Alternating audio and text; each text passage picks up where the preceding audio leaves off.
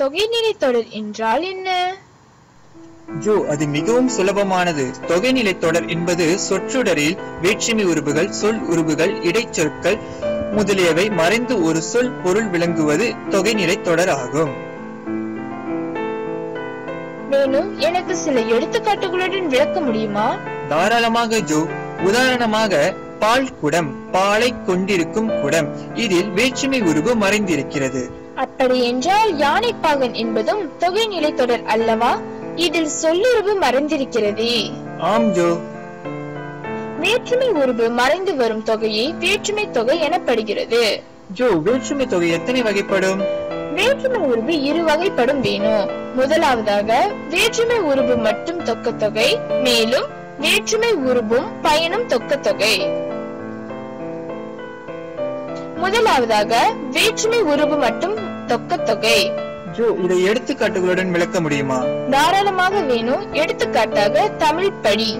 இதனை பிரித்தால் தமிழ் கூட்டல் ஐ கூட்டல் படி.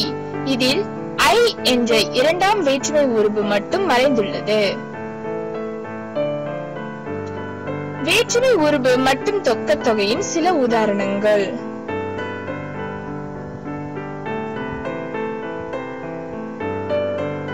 இரண்டாவதாக உருபும் பயனும் தொக்கத்தொகை வேற்றுமை தொகை. இதனின் விளக்கங்கள். எடுத்துக்காட்டிற்கு தமிழ் ஆசிரியர்.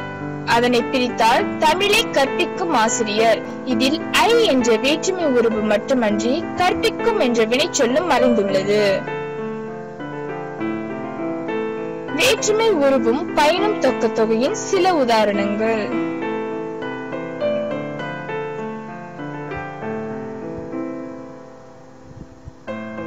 மேலும் உவமை தொகை என்றால் என்ன? உவமை தொகை என்பதில் போல, போன்ற, அன்ன, நிகர முதலிய உவமை உருபுகள் மறைந்திருந்து பொருள் தருமாயின் உவமை தொகையாகும். எடுத்துக்காட்டாக முத்துப்பல், அதாவது முத்து போன்ற பல் எனப்படும். ஜோ, மேலும் பண்பு தொகை என்றால் என்ன? பண்பு தொகை என்பது குணம், நிறம், வடிவம், அளவு, சுவை மறைந்து வரும்.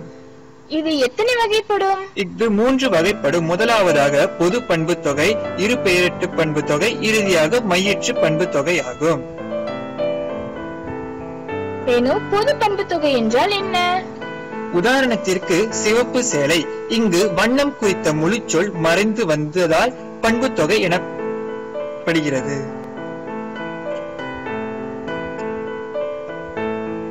மேலும் மையற்று பண்பு தொகை என்றால்? மையற்று பண்பு தொகை என்பது கருவிழி, கருமை கூட்டல் ஆன கூட்டல் விழி. ஆணை என்ற பண்பு உருபு மறைந்துள்ளது. அத்துடன் கருமை என்ற பண்பு பெயர் கரு என்று மாறியதால் இதில் மை என்ற இரும் மறைந்திருக்கிறது. இரு பெயரிட்டு பண்பு தொகை. சொற்றொடர்களில் நிலைமொழியில் சிறப்பு பெயரும் வருமொழியில் பொது பெயரும் இணைந்து ஆகிய என்ற பண்பு உருபு மறைந்து பொருள் தருமாயின் இரு பெயரிட்டு பண்பு தொகை ஆகும். உதாரணத்திற்கு தை, திங்கள். தை என்பது சிறப்பு பெயர், திங்கள் என்பது பொது பெயர் ஆகும். ஜோ, உம்மை தொகை என்றால் என்ன? அதை விளக்க முடியுமா? உம்மை தொகை என்பதில் என்ற இடைச்சொல் மறைந்து காணப்படும். எடுத்துக்காட்டிற்கு காய், கனி, அதாவது காயும் கனியும். இதனை பிரித்தால் காய் கூட்டல் கூட்டல் கனி கூட்டல் என்பதாகும். வினைத்தொகை என்றால் என்ன? வினைத்தொகை என்பது முதல் சொல் வினையடியாகவும் அடுத்து வரும் சொல் பெயர் சொல்லாகவும் இருக்கும்.